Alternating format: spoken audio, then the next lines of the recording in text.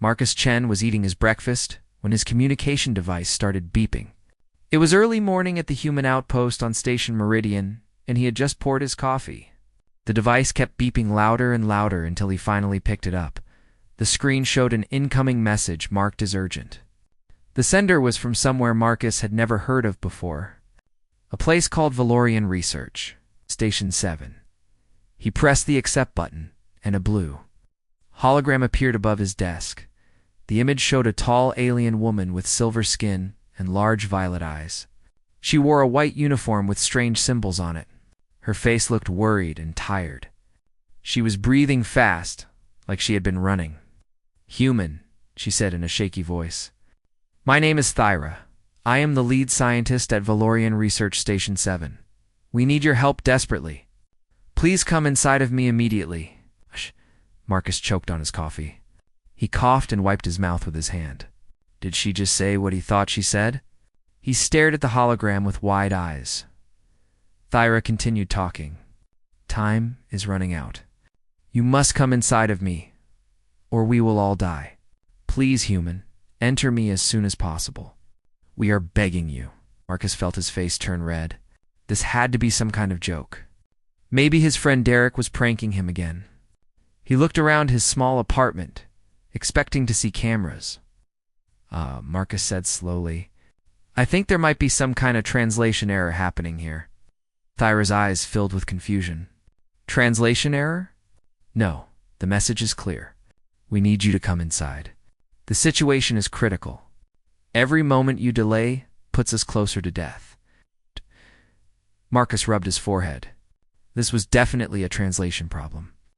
The Valorians were known for being serious scientists. They would not make jokes like this.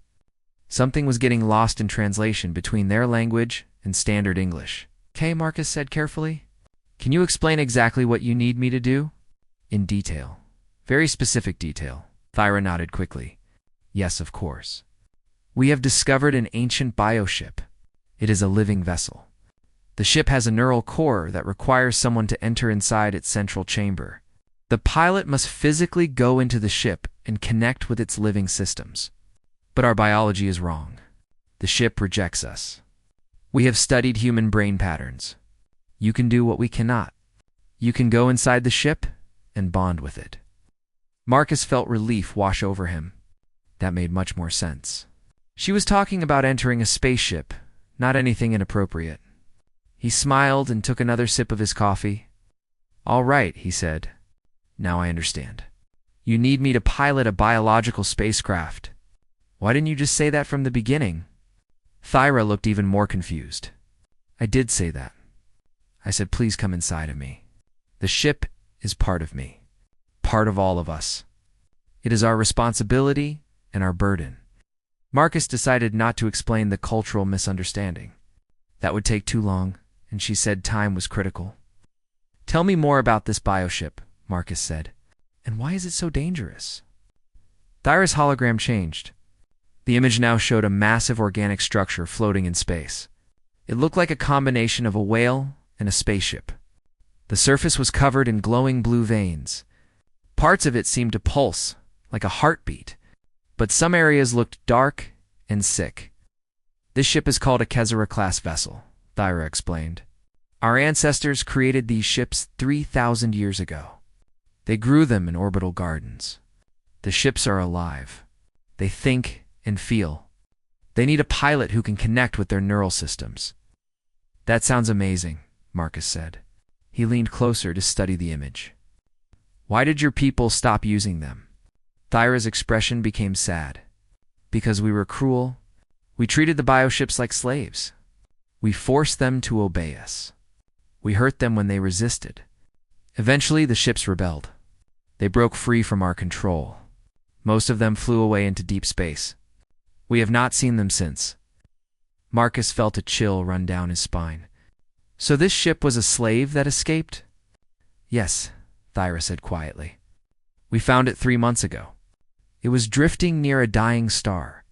The ship was badly damaged and barely alive. We brought it to our station to try to help it, but it will not let us connect.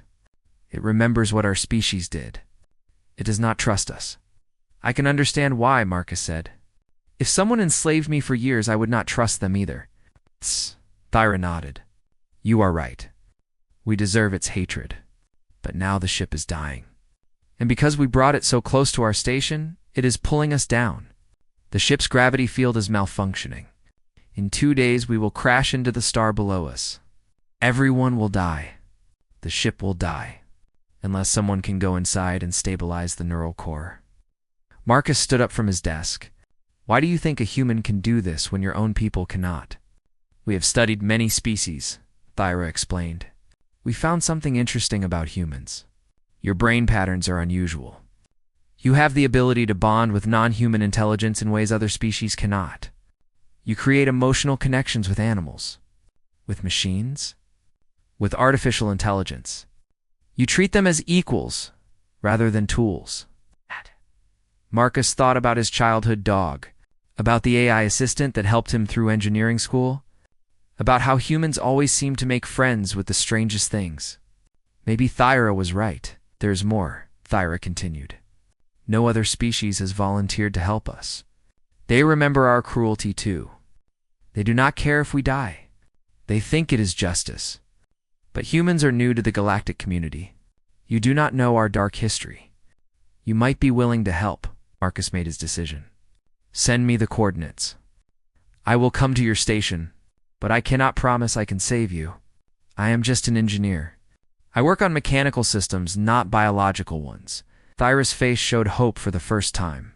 You are our only chance. Please hurry. And human, there is something you should know. Every alien species that has tried to bond with a bioship has died. The neural connection is too strong. It burns out their brain. Humans have never attempted it before. You might not survive. Marcus swallowed hard. Why didn't you mention that earlier? Would you have said yes if I told you first? Thyra asked. Marcus grabbed his jacket from the chair. Probably not, but I am saying yes anyway. I will be there in 12 hours. The hologram faded away. Marcus stood in his quiet apartment, staring at the empty space where Thyra had been.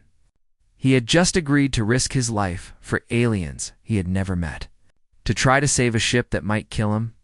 His mother always said he made impulsive decisions. He finished his coffee in one long gulp. It was going to be an interesting day. Marcus started packing his equipment. Whatever happened next, boring it would not be. Part 2. Understanding the living ship. The journey to Valorian Research Station 7 took Marcus exactly 11 hours and 43 minutes. His small transport ship dropped out of faster-than-light travel, and Marcus got his first real look at the station. It was a mess. The research station was spinning slowly in a decaying orbit. Parts of it were dark where the power had failed. Warning lights blinked red across the outer hull. And attached to the bottom of the station like a giant parasite was the bioship, even from a distance. Marcus could see something was very wrong with the creature. The ship was enormous, easily 3 times the size of the research station itself. Its body was covered in what looked like dark blue skin. Veins of bioluminescent light ran across its surface, but many of them were flickering or completely dark. Whole sections of the ship appeared withered and dry. Station 7, this is Marcus Chen requesting docking permission, he said into his radio. Thyra's voice came back immediately. Thank the stars you are here. Docking Bay 3 is open. Please hurry. Marcus guided his small ship into the docking bay. The station shook and groaned around him. He could hear metal grinding against metal. The gravity field fluctuated, making his stomach flip. This place was falling apart faster than he expected. When he stepped out of his ship, Thyra was waiting for him. She was taller than he imagined, nearly 7 feet. Her silver skin seemed to glow under the emergency lights. 3 other Valorian scientists stood behind her. All of them were women. All of them looked exhausted and scared. Thank you for coming, Thyra said. She did not offer to shake hands. The Valorians did not have that custom. Instead, she pressed her palm against her chest in their version of a greeting. We have very little time left. I need to show you the ship immediately. 8, Marcus said. He set down his equipment bag. Before we do anything, I need information. Tell me everything about these bioships. How they were created. How they work. Everything. Thyra looked frustrated, but she nodded. Follow me to the observation deck. They walked through corridors that were too warm and smelled like burnt wiring. The station was dying along with the bioship. Emergency lights cast strange shadows on the walls. Marcus could hear the other Valorian scientists whispering behind him in their own language. The observation deck had a massive window that looked directly at the bioship. Marcus pressed his hand against the glass and stared at the creature. Up close, it was even more impressive and more tragic. 3,000 years ago, my people were expanding across the galaxy, Thyra began. We needed ships that could travel vast distances. Ships that could repair themselves. Ships that could adapt to any environment. So our scientists decided to grow them? Grow them? Marcus asked. Like plants. Not exactly, Thyra said. They used genetic engineering. They combined DNA from dozens of species, space-dwelling organisms, deep-sea creatures from our homeworld, even some plant genetics. They created something new. Something alive but designed to serve a purpose. Marcus watched the bioship slowly pulse. It must have taken decades to perfect the process. Centuries, Thyra corrected him. The first attempts were failures. Horrible mutations that died within hours. But eventually we succeeded. The Kasara-class bioships were born. They were perfect. Intelligent enough to navigate space. Strong enough to survive almost anything. And most importantly, they could bond with a pilot through neural connection. How does the neural connection work? Marcus asked. Thyra pointed to a section of the bioship where the skin seemed thinner and more translucent. Inside each ship is a central chamber. The pilot enters this chamber, and the ship extends neural tendrils. These tendrils connect directly to the pilot's brain. The two nervous systems merge temporarily. The pilot can feel what the ship feels. Control what the ship controls. They become one being. Marcus felt both fascinated and horrified. That sounds incredibly intimate. It is, Thyra agreed. And that is where we made our greatest mistake. We treated the ships like property. We did not ask their permission before bonding. We did not care about their feelings or their pain. We forced them to work until they broke down. When they resisted, we punished them. One of the other Valorian scientists, a younger woman with copper-colored markings on her skin, stepped forward.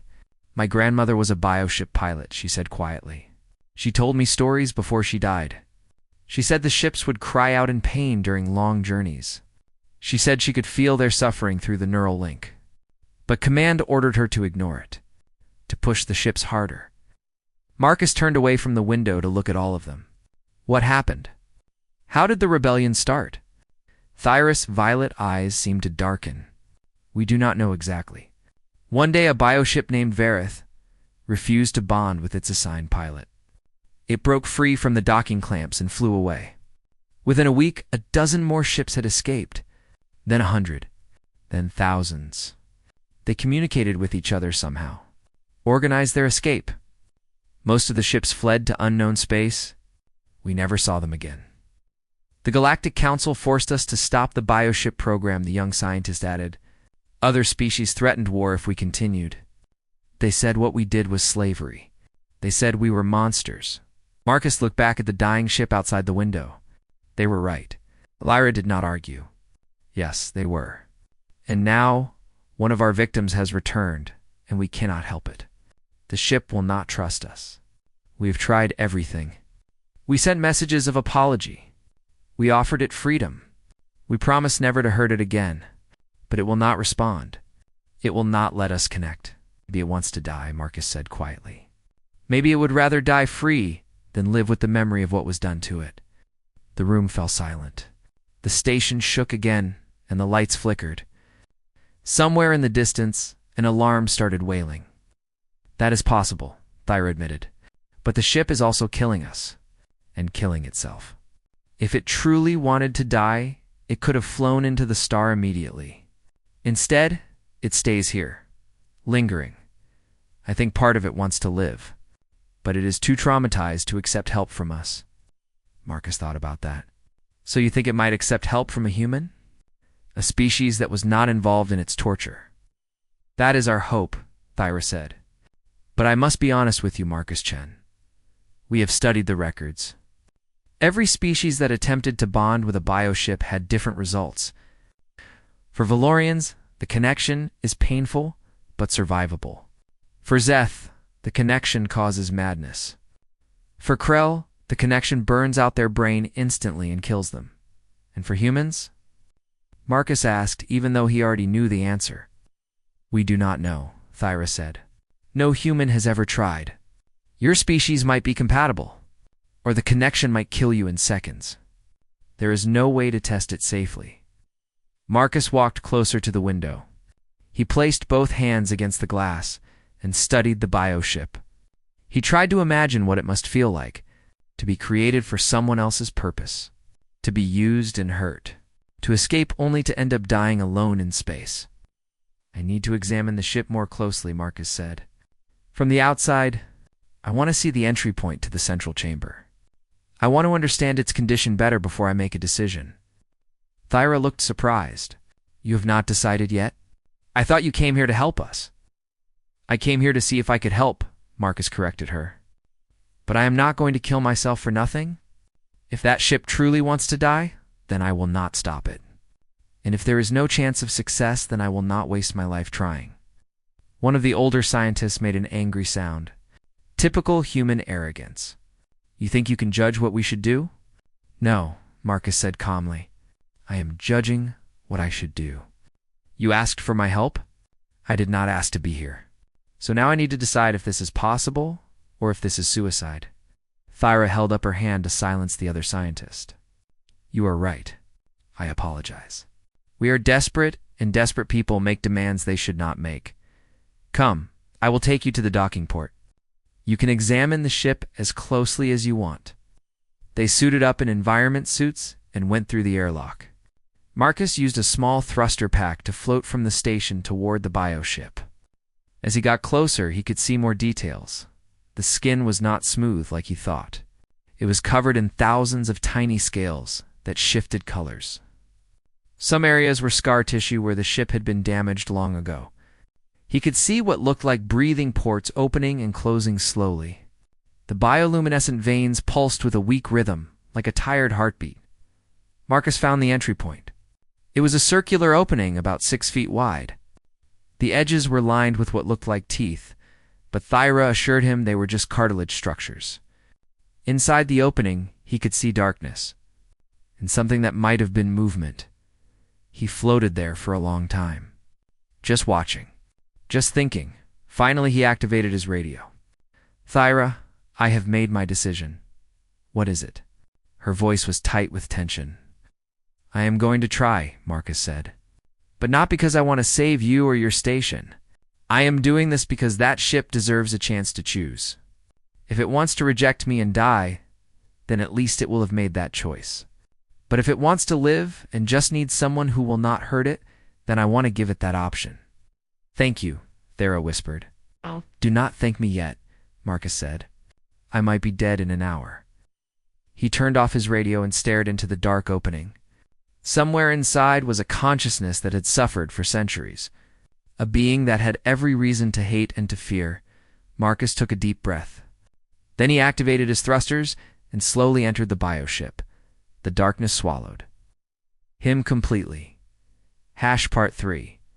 The neural dive. The darkness inside the bioship was absolute. Marcus activated the light on his helmet, but the beam seemed to disappear after only a few feet. The walls around him were soft and warm. They pulsed gently with that same weak heartbeat he had seen from outside. He floated forward slowly. The tunnel curved downward into what felt like the belly of some enormous creature. Because that is exactly what it was. He was inside a living being. The thought made his heart race. Okay, Marcus, he whispered to himself. You have done stupider things than this. Remember that time you tried to fix the reactor while it was still running? This is just like that. Except the reactor is alive and might kill you on purpose. The tunnel opened into a larger chamber. Marcus's light revealed a space about the size of a small room. The walls were covered in a membrane that looked wet and glistened in his light. Hanging from the ceiling were dozens of thick tendrils. They were motionless and looked almost dead. This was the neural connection chamber. This was where the magic happened. Or where people died horribly. One of those two things. Marcus removed his helmet. The air inside was breathable. It smelled strange, like copper and salt water, and something else he could not identify. He took a few careful breaths. His lungs did not burn. That was a good sign. "Hello," he said out loud. His voice echoed in the chamber. "My name is Marcus. I am a human. The Valorians asked me to come here and help you, but I want you to know something right away. I am not going to force you to do anything. If you want to reject me, that is fine. If you want to die, that is your choice. I just wanted to give you another option." Nothing happened. The tendrils did not move. The heartbeat continued its slow, weak rhythm. Marcus felt foolish talking to empty air. He walked to the center of the chamber. The floor was soft under his boots. It felt like walking on thick carpet or moss. In the very center was a small depression. It was roughly the size and shape of a person lying down. Marcus understood. This was where the pilot was supposed to be. This was the connection point. He sat down in the depression. It was surprisingly comfortable. The material seemed to mold itself around his body. He laid back and stared up at the motionless tendrils hanging above him. "What the Valorians did to you," Marcus said quietly. "I know they hurt you. I know they treated you like a tool instead of a person. I am sorry that happened. You did not deserve that. No one deserves that. Still nothing." Marcus closed his eyes and tried to imagine what the ship was feeling. Pain, probably. Loneliness, definitely. Fear and anger and 1,000 other emotions that came from being tortured for years. "I had a dog when I was a kid," Marcus said. "His name was Max. I loved that dog more than anything. But one day I got angry about something stupid. I do not even remember what. I yelled at Max. I yelled so loud that he ran and hid under my bed. He was scared of me. I felt so ashamed because he trusted me, and I broke that trust, even for just a moment." Marcus opened his eyes. "I spent the rest of that day apologizing to him, bringing him treats, sitting next to him quietly until he forgave me. It took hours, but eventually he came out and licked my hand. I promised him I would never yell like that again. I kept that promise. For 12 years until he died of old age, I kept that promise." Something changed in the chamber. The temperature seemed to rise slightly. The heartbeat rhythm grew a tiny bit stronger. Marcus held his breath.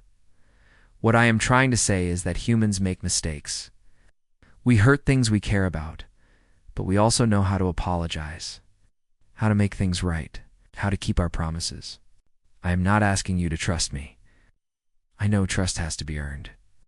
But I am asking you to give me a chance to prove that not everyone in the universe wants to hurt you." The tendrils above him twitched, just slightly. It's just enough to show they were not dead. Marcus stayed very still. "If you connect with me, you will see inside my mind," Marcus continued. "You will see my memories, my thoughts, everything I am, and I will see yours. That is scary. I am scared right now.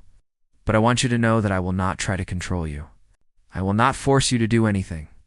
We will be partners, equals, or we will be nothing at all." One of the tendrils lowered slowly. It moved like a snake, smooth and careful. The end of it stopped about a foot from Marcus's head. He could see it had a sharp tip that looked almost like a needle. Marcus's heart pounded in his chest. This was it, the moment of decision. If the ship wanted to kill him, it could do it right now. Drive that tendril through his skull and end him in seconds. "Go ahead," Marcus whispered. "I trust you." The tendril struck. Pain exploded through Marcus's head. He screamed.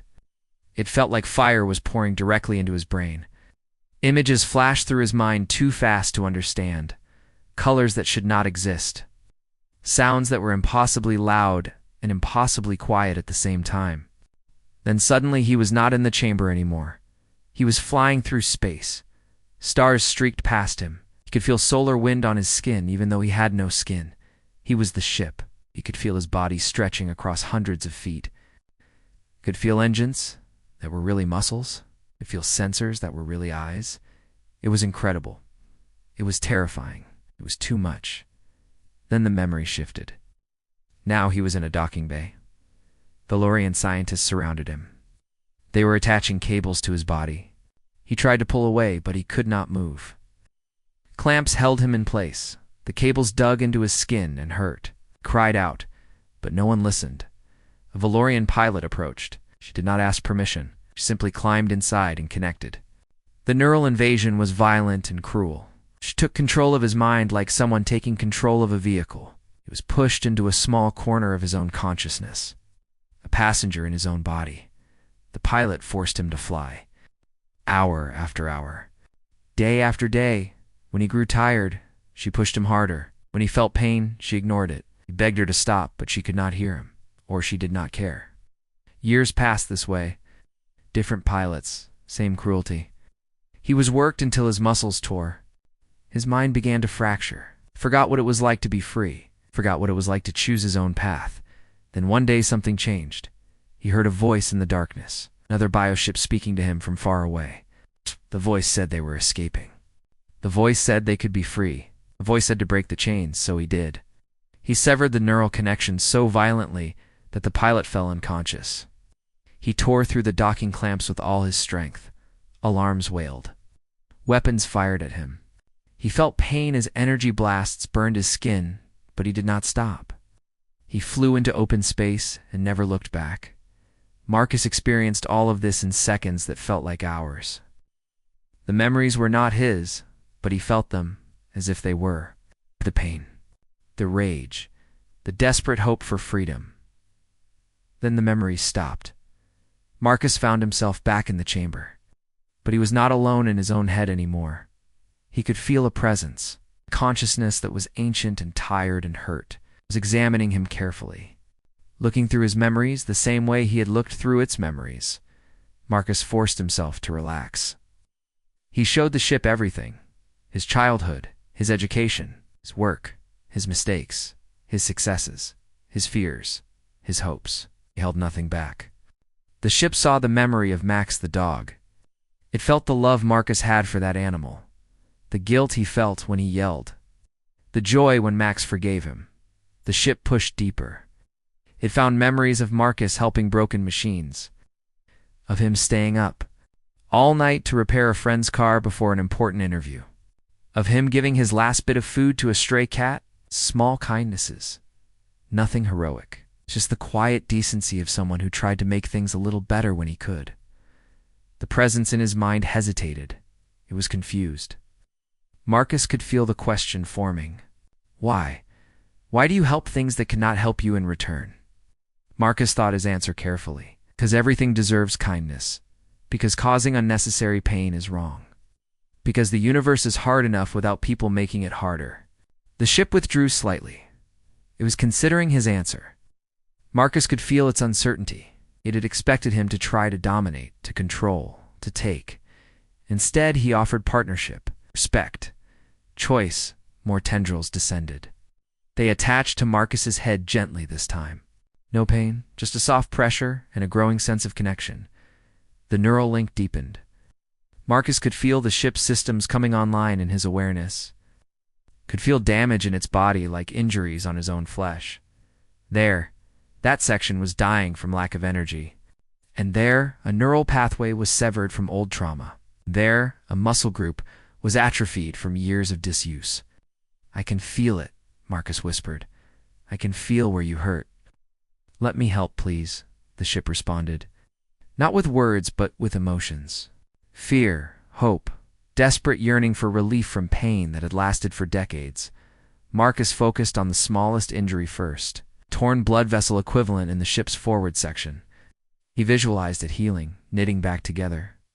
The ship hesitated, then followed his lead. Its own cellular repair systems activated as the vessel began to mend. The process took several minutes, but when it was complete, Marcus felt a wave of relief from the ship and something else. Something he did not expect. Gratitude. More tendrils connected. The neural link became stronger. Marcus and the ship were truly bonded now. Two consciousnesses sharing one space. He could feel the ship's exhaustion, its loneliness. But he could also feel something awakening, a will to survive that had been buried under trauma and pain. "What is your name?" Marcus asked silently. The response came not as words, but as a feeling, a vibration, a color. But Marcus understood it somehow. "Kasara," he said out loud. "Your name is Kesa." Double quotes. "Yes, the ship," Kasara confirmed. I am Kasara, and you are Marcus. We are connected." "We are connected," Marcus agreed. "Partners, equals, you and me together." Kasara sent a pulse of emotion through the link. It was warm and gentle. It was the closest thing to a smile that a bioship could manage. The chamber around them began to glow. The bioluminescent veins flared with light. The weak heartbeat grew stronger, steadier. Kasara was coming back to life. But then Marcus felt something else. A warning. Danger approaching.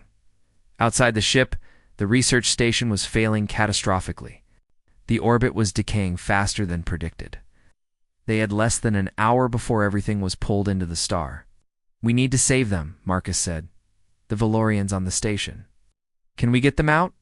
Kasara hesitated. The Valorians had heard it, had enslaved it. They deserved their fate. "Maybe," Marcus admitted. "But the Valorians here now were not the ones who hurt you. They are just trying to fix the mistakes of their ancestors.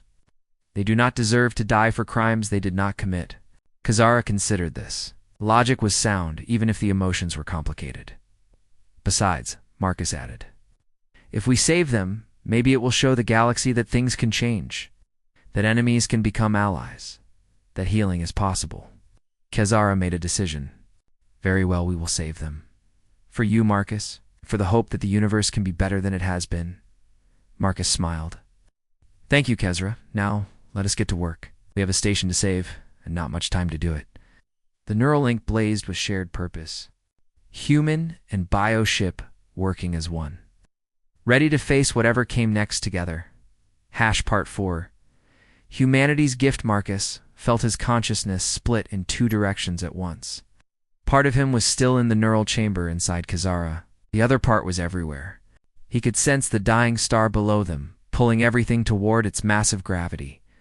He could feel the research station shaking itself apart. He could detect every system failure and every panicked heartbeat of the Valorians trapped inside. It was overwhelming. Too much information hitting his brain at the same time. Marcus gasped, and his nose started bleeding. The human mind was not designed to process data like this.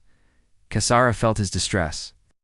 The bioship pulled back slightly, filtering the information into smaller pieces that Marcus could handle.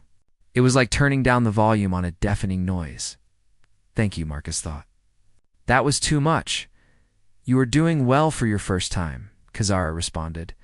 "Most pilots would have fallen unconscious by now. Your species adapts quickly." Marcus wiped the blood from his nose. "We are good at surviving things that should kill us. It is kind of our specialty." Through the neural link, Marcus assessed the situation. The research station had maybe 45 minutes before it crossed the point of no return. After that, the star's gravity would be too strong for anything to escape. The station's engines were completely dead.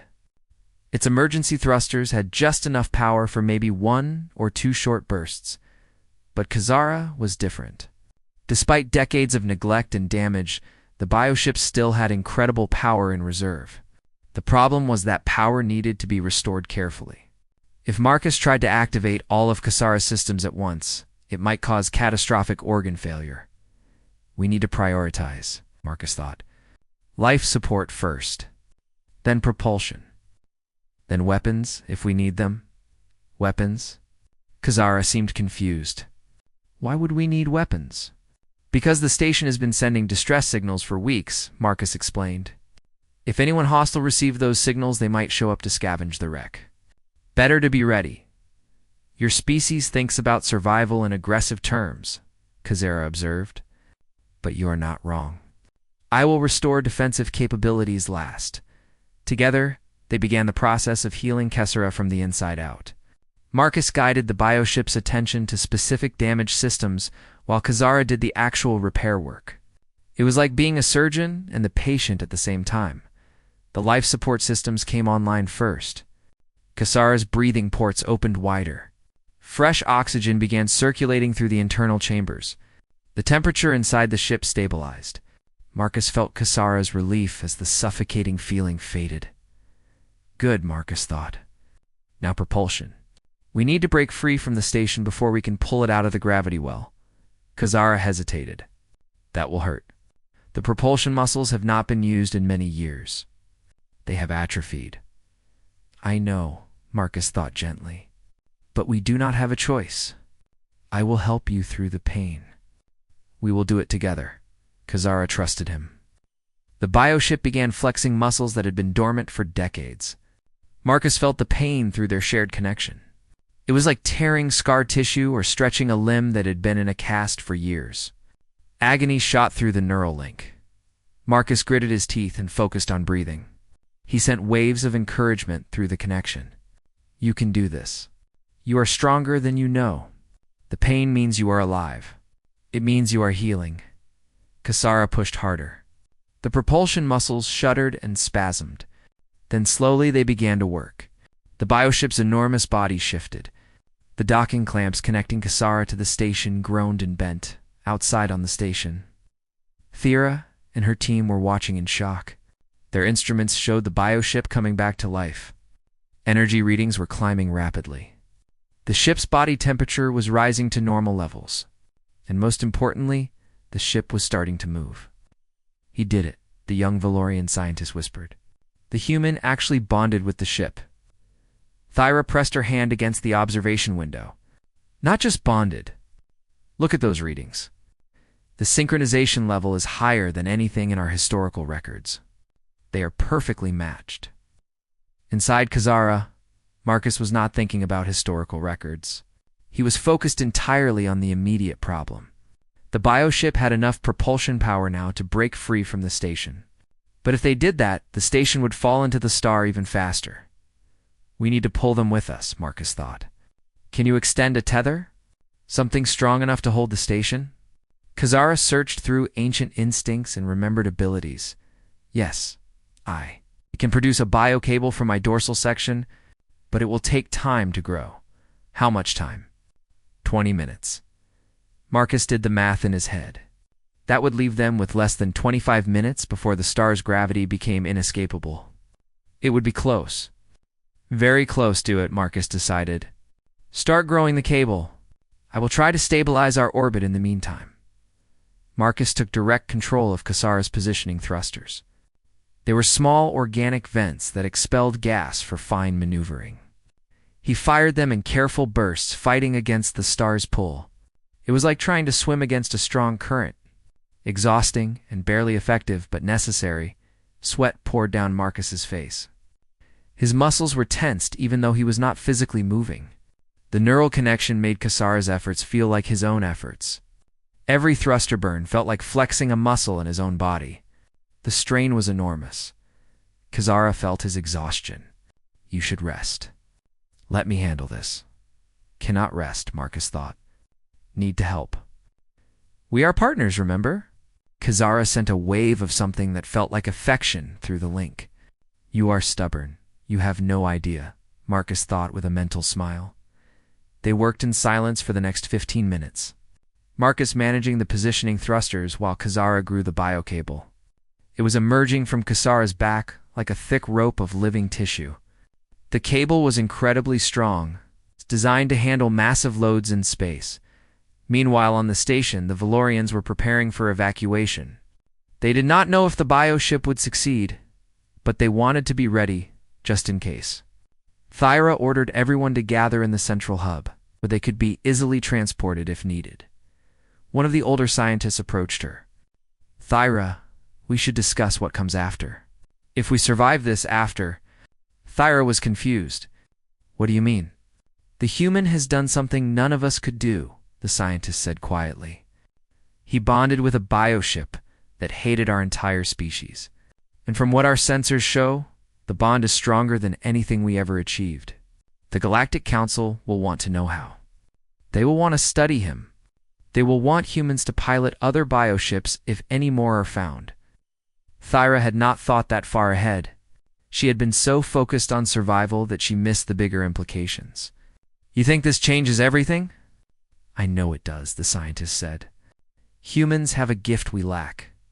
The ability to form genuine emotional bonds with non-human intelligence. They do not see other species as tools or servants. They see them as equals, as partners. That is revolutionary Thyra." Back inside Kessera, the bio-cable was finally complete. Marcus examined it through their shared senses. The cable was over 300 feet long and as thick as his torso. It was more than strong enough for what they needed. "Okay, Kessera," Marcus thought. "Extend the cable to the station. Attach it to their strongest structural point." Kessera launched the cable like a harpoon. It flew through space and slammed into the research station's central support column. The end of the cable spread out like roots, digging into the metal and creating an unbreakable bond. "We are connected," Kessera reported. "The station is secure." Marcus checked their remaining time. 18 minutes before the gravity became too strong. It was going to be very tight. Now comes the hard part, Marcus thought. We need to pull them and ourselves out of this gravity well. That means full propulsion burn. Maximum effort. "Are you ready?" "I am afraid," Kessera admitted. "I have not done a full burn in over 30 years. What if I fail?" "Then we fail together," Marcus thought simply. "But I do not think we will fail. I believe in you, Kessera. You are stronger than you know." Kessera felt something shift inside its consciousness. For decades it had thought of itself as damaged, broken, a victim who could never fully heal. But Marcus did not see it that way. Marcus saw strength, saw potential, saw a partner worth believing in. The bioship made a decision. "Let us prove you right, human. Let us show the galaxy what we can do together." Kessera's propulsion muscles activated at full power. The effect was immediate and dramatic. The massive bioship surged forward, pulling the research station behind it. The biocable stretched but held firm. The star's gravity fought back, trying to pull them down into its burning embrace. Marcus felt like he was being torn in half. The strain of the neural link at this intensity was almost unbearable. His brain felt like it was on fire. Blood ran from his nose and ears. His vision blurred, but he did not break the connection. He stayed linked with Kessera, sharing the burden, offering support and encouragement with every thought. "Keep going. We are almost there. You are doing amazing. Do not stop. Keep pushing. We can make it." Kessera heard him and pushed harder. The bioship's body strained with effort that would have killed a lesser creature. Muscles tore and healed and tore again. Organs worked past their normal limits. But Kessera did not stop. Could not stop. Not with Marcus believing so completely in its ability to succeed. They climbed against the gravity. Inch by inch. Foot by foot. The star raged below them, a massive ball of nuclear fury that wanted to consume everything. 5 minutes left. They were barely going to make it. Marcus could feel the edge of the gravity well approaching. Just a little farther. Just a little more. Then something unexpected happened. Marcus felt other presences enter his awareness through Kessera's senses. Other bioships. 3 of them in distant star systems. They were calling out in distress. Dying alone, just like Kessera had been dying, the realization hit Marcus like a physical blow. Kessera was not the only survivor. There were others, and they were all suffering. All alone, all losing hope. Marcus felt Kessera's awareness expand. The bioship could sense its distant relatives, could feel their pain and desperation.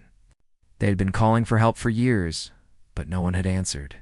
No one cared about freed slaves dying in the dark. No, Marcus thought fiercely.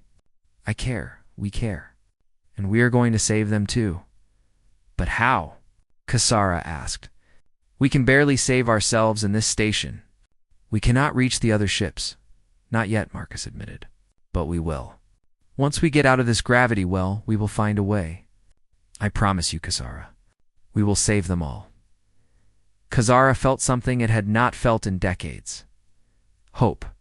Real, genuine hope for a better future. With a final massive, Kessera pulled them over the edge of the gravity well. They were free. The research station was safe. They had succeeded against impossible odds. Marcus collapsed inside the neural chamber. The connection flickered, but held. He was conscious, but barely. His body was pushed far past its normal limits. Through the fading link, he felt Kessera's concern. "Marcus, are you dying?" "No," Marcus thought weakly. "Just very tired. Need to rest." "But we did it, Kessera." "We actually did it." "We did," Kessera agreed. Together, Marcus managed to smile before exhaustion pulled him into darkness. His last thought before passing out was simple. This is just the beginning. Part 5. A new partnership. Marcus woke up in a medical bed 3 days later. His head felt like someone had used it as a drum. His entire body ached in ways he did not know were possible. But he was alive. Thyra was sitting in a chair beside his bed. She looked exhausted but relieved. When she saw his eyes open, she made a sound that might have been a laugh or a sob. "You insane human," she said. "Do you have any idea how close you came to dying? Your brain activity was so erratic that our medical equipment thought you were having a seizure. We almost pulled you out of the neural link by force." Marcus tried to speak, but his throat was dry. Thyra noticed and handed him water. He drank gratefully before trying again. "Kessera," he croaked. "Is the ship okay?" "The ship is fine," Thyra assured him. "Better than fine, actually. Kessera is fully operational now. The bioship is healthier than any we have on record, and it refuses to disconnect from you. It has been maintaining a low-level neural link for 3 days, keeping you stable while you recovered." Marcus felt the connection in the back of his mind. It was quiet, but present. Like background music he could hear if he focused. Kessera was there, watching over him. Making sure he was safe? "The station?" Marcus asked. "Safe and stable orbit. All crew members survived." Thyra leaned forward. "You saved us, Marcus. You and Kessera together. We are in your debt." Marcus shook his head and immediately regretted it as pain flared. "No debt. I did what anyone should do. Help when help is needed." Thyra smiled sadly. "That is where you are wrong. Most species would not have helped. The galaxy has a long memory. The Valorians enslaved the bioships for centuries. Other species think we deserve whatever fate finds us. You had no reason to risk your life for us." "I had a reason," Marcus said. "Kessera needed help. That was reason enough." Before Thyra could respond, the door opened. 5 other Valorian scientists entered along with someone Marcus did not expect to see. A Galactic Council representative. The alien was a Krell, tall and crystalline, with a body that refracted light into rainbows. "Marcus Chen of Earth," the Krell said in a voice like wind chimes. "I am Council Observer Zek Thara. I have come to discuss what happened here and its implications for the wider galaxy." Marcus tried to sit up. Thyra helped him adjust the bed. "What implications?" Zek Thara's crystalline body shifted colors. "You have accomplished something no other species has done. You bonded with a traumatized bioship and brought it back from the edge of death. More than that, your neural synchronization levels exceeded anything in recorded history. The Valorians achieved only 40% synchronization at best. You and the bioship called Kessera reached 97%. Is that important?" Marcus asked. "Important?" Zek Thara's body flashed bright blue. "It is revolutionary.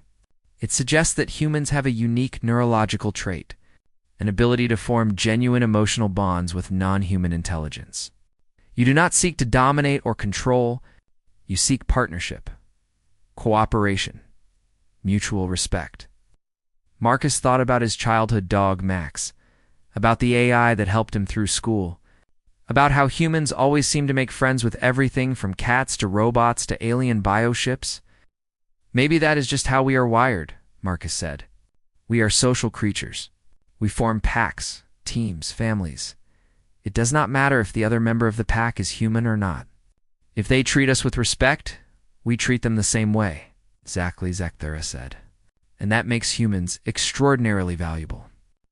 Because there are 3 other bioships out there right now, dying alone, calling for help that never comes. But now we know humans can answer that call. Marcus felt Kasara's presence grow stronger in his mind. The bioship was listening to this conversation, and Marcus could feel its desperate hope mixed with fear. Kasara wanted to save its fellowships, but it was afraid of losing Marcus, afraid of being alone again. I will help, Marcus said immediately. If there are other ships that need saving, I will do whatever I can. But I have conditions. The room went silent. Council observer Zekthara tilted its crystalline head. Conditions. First, this has to be voluntary, Marcus said firmly. No human should be forced to bond with a bioship, and no bioship should be forced to accept a human pilot. Both sides have to choose freely, agreed, Zekthara said without hesitation. Second, any humans who do this need proper training and support. What I did was dangerous. I almost died. Other humans should not have to figure this out through trial and error, like I did. Also agreed. We will establish a training program with the best medical and technical support available. Marcus continued. The bioships get full rights as citizens, not as property, not as tools. As living beings with the same rights as any other sentient species, they choose where they go, what they do, who they bond with. Everything. Thyra made a soft sound. Zekthara's body flashed through several colors before settling on deep purple. That is a significant request, the Krell said carefully. It would require a full council vote. Many species will object. Then they can object, Marcus said. But those are my terms. I will not help enslave the bioships again. Either they are free citizens, or I walk away right now. Kasara sent a pulse of emotion through their link. It was gratitude mixed with something that felt like love. The bioship had never imagined that anyone would fight for its rights like this. Zekthara was quiet for a long moment. Then the crystalline being made a decision. I will bring your terms to the council. Personally, I believe they are fair and just. The bioships deserve freedom after what was done to them. If I have any influence, the council will agree. Thank you, Marcus said. Do not thank me yet, Zakara warned. Even if the council agrees, there will be complications. Finding suitable human volunteers, locating the other bioships, establishing protocols. This will take time. How much time? Marcus asked. Months, maybe years. Marcus shook his head. The other ships might not have years. Kasara can sense them. They are in bad condition. We need to move faster. What do you suggest? Thyra asked. Marcus looked at her, then at Zekthara. I suggest we start right now. Kasara is healthy enough to travel. We can go find the nearest dying ship. I can attempt to stabilize it through my connection with Kasara. Once it is stable, we can bring it back to a station where it can recover properly. That is insane, one of the other Valorian scientists protested. You just woke up from a 3-day coma. You need weeks of recovery before attempting another neural bond. I do not have weeks, Marcus said. Those ships do not have weeks. We go now, or we might lose them forever. Kasara's presence grew stronger in his mind. The bioship was ready. Eager even. It had been alone for so long. The thought of saving its fellowships from the same fate filled it with purpose. Thyra stood up. If you are going, then I am going with you. My team and I, we know bioship biology better than anyone. We can provide medical support. I will accompany you as well, Zekthara said. As an official council observer, if this mission succeeds, it will help convince the council to grant the bioships full citizenship. Marcus felt overwhelmed.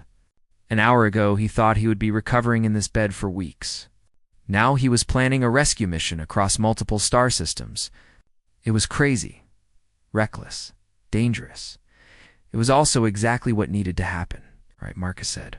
Give me a few hours to get my strength back. Then we leave. The next few hours passed in a blur. Marcus ate more food than he thought possible. His body needed energy to maintain the neural link with Kasara. The Valorian medical team ran tests to make sure he was stable enough for travel. Thyra and her scientists prepared their equipment and supplies. When Marcus finally walked back into Kasara's neural chamber, it felt like coming home. The bioship welcomed him with warmth and affection. Their connection deepened immediately. I missed you, Sarah thought. I was only gone 3 days. Marcus thought back with amusement. 3 days without you felt like an eternity. I was worried you would not come back. That you would decide this was too dangerous? Marcus settled into the neural connection point. The tendrils descended and attached gently. No pain this time. Just the comfortable sensation of two minds joining together. I made you a promise, Marcus thought.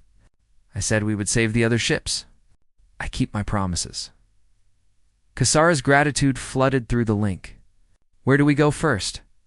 Marcus extended his awareness through Kasara's senses. He could feel the distant bioships calling. 3 of them scattered across the galaxy. He focused on the nearest one. There.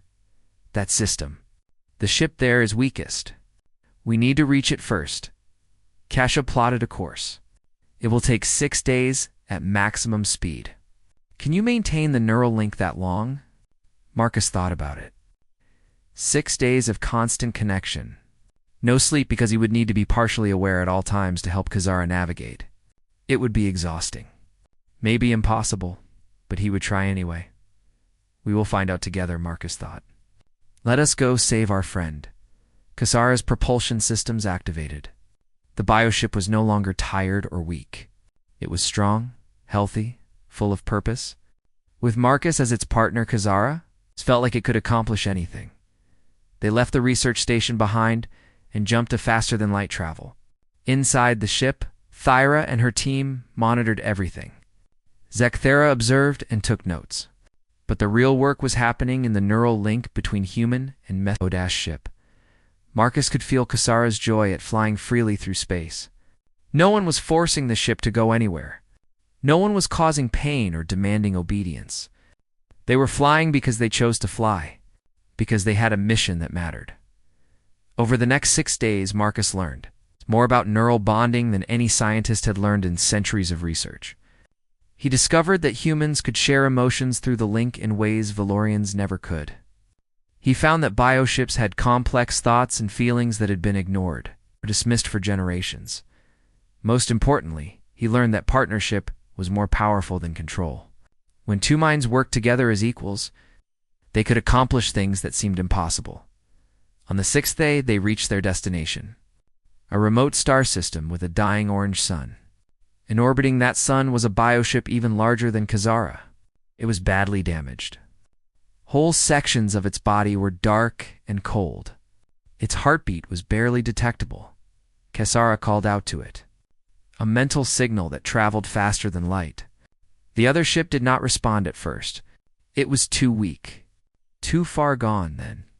Marcus added his voice to Kasara's call. Human and bioship together. Offering hope. Offering help.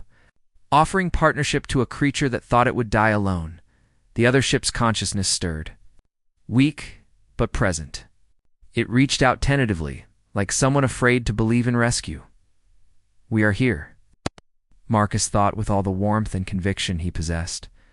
You are not alone anymore. Let us help you. Let us be your family. The other bioship made a decision. It opened its neural chamber, inviting them inside. Trusting them despite every reason not to trust, Marcus smiled. Kasara sent waves of encouragement to its fellowship. Thyra and her team prepared their medical equipment. This was just the beginning. 3 more ships needed saving after this one. And beyond that, who knew how many other bioships might be hiding in the galaxy? Hoping for rescue. Waiting for someone to care. But Marcus was not worried. He had Kasara. He had allies. And he had something the galaxy had forgotten was possible. He had hope. And sometimes hope was enough to change everything. The rescue mission began. Human and bioship working together, showing the galaxy that the cruelest mistakes of the past could be healed, that enemies could become friends. That partnership was always stronger than domination. Marcus Chen had come to this star system as just an engineer. Now he was something more. A bridge between species, a healer of ancient wounds, a symbol of what humanity could offer to the wider galaxy, not conquest, not superiority, not even technology or weapons, just the simple gift of seeing others as equals, of offering friendship freely, of keeping promises even when it was hard. And in a galaxy that had forgotten how to do those things, that gift was more valuable than all the warships and weapons ever created. The story was far from over. But this chapter ended with hope, with healing, with the promise that tomorrow could be better than yesterday, and that was enough.